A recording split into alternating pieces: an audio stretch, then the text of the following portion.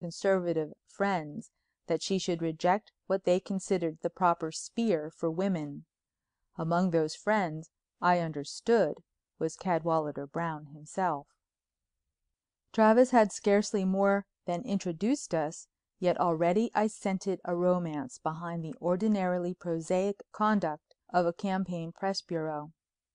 It is far from my intention to minimize the work or the ability of the head of the press bureau, but it struck me, both then and later, that the candidate had an extraordinary interest in the newspaper campaign, much more than in the Speaker's bureau, and I am sure that it was not solely accounted for by the fact that publicity is playing a more and more important part in political campaigning.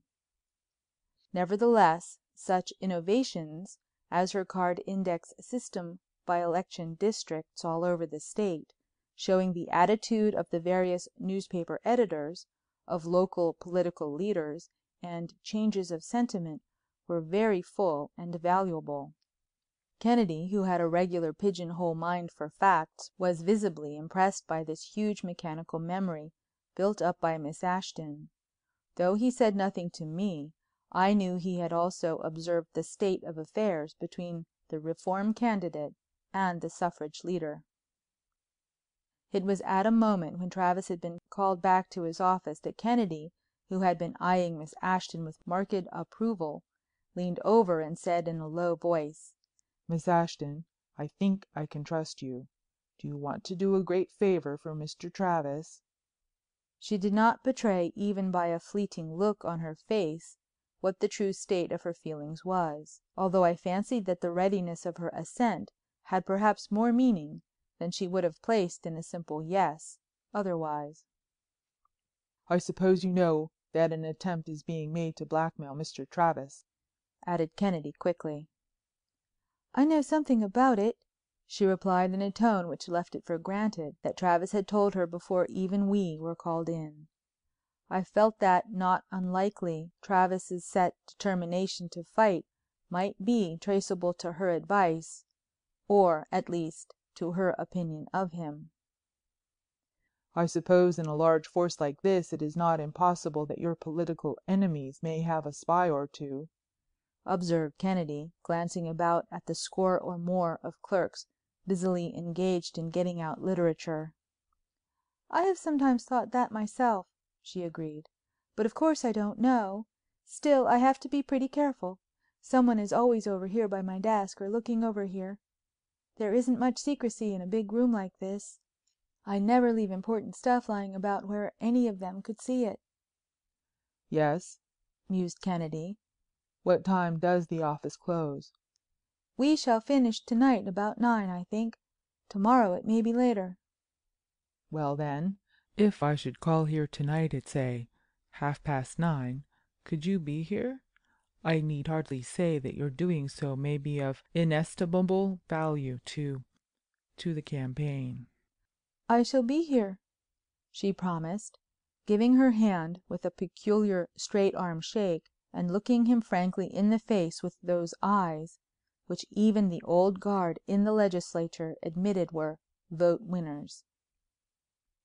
Kennedy was not quite ready to leave yet, but sought out Travis and obtained permission to glance over the financial end of the campaign.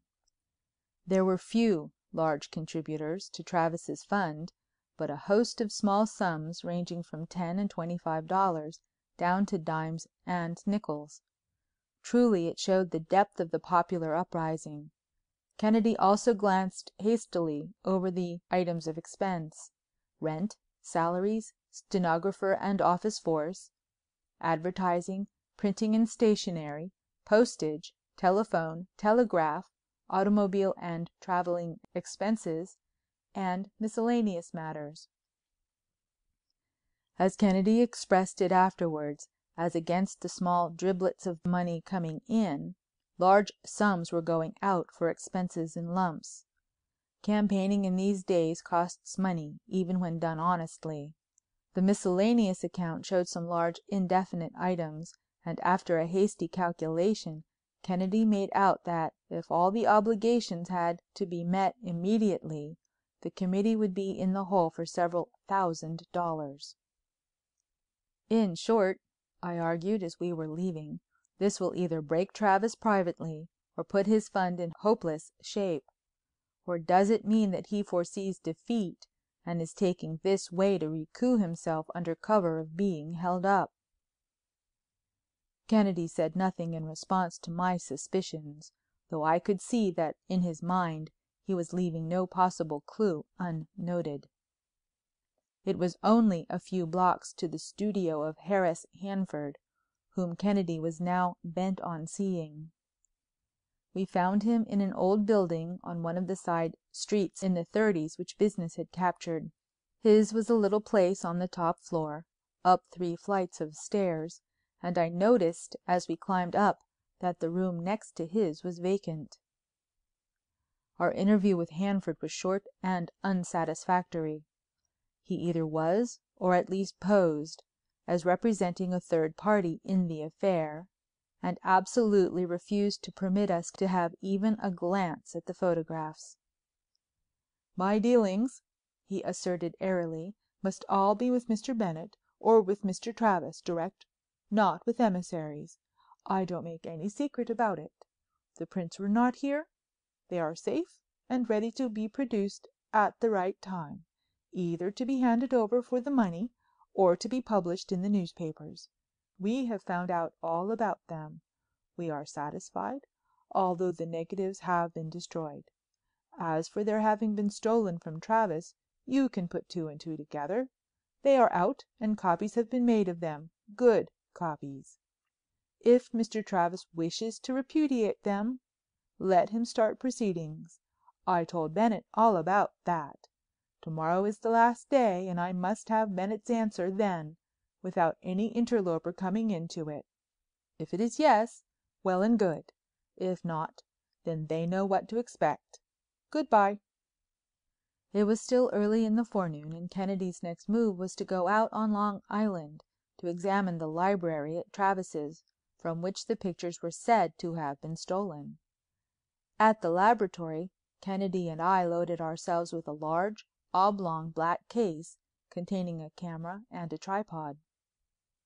His examination of the looted library was minute, taking in the window through which the thief had apparently entered, the cabinet he had forced, and the situation in general. Finally Craig set up his camera with most particular care and took several photographs of the window, the cabinet, the doors, including the room, from every angle. Outside he snapped the 2 sides of corner of the house in which the library was situated. Partly by trolley and partly by carriage, we crossed the island to the south shore and finally found McLaughlin's farm, where we had no trouble in getting half a dozen photographs of the porch and house.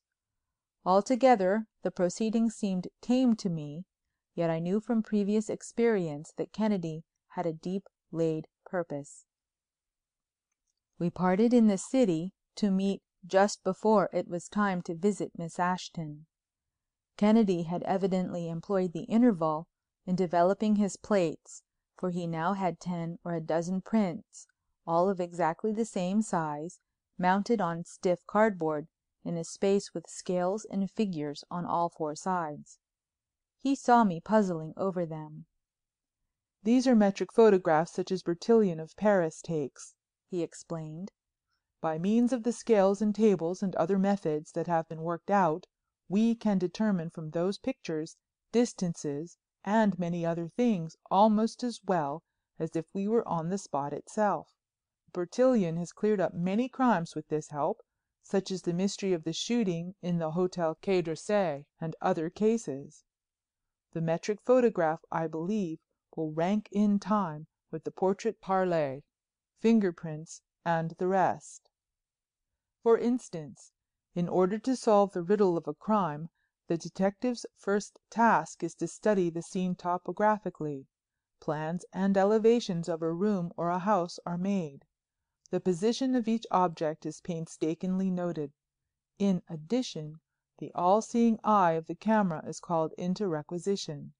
The plundered room is photographed, as in this case.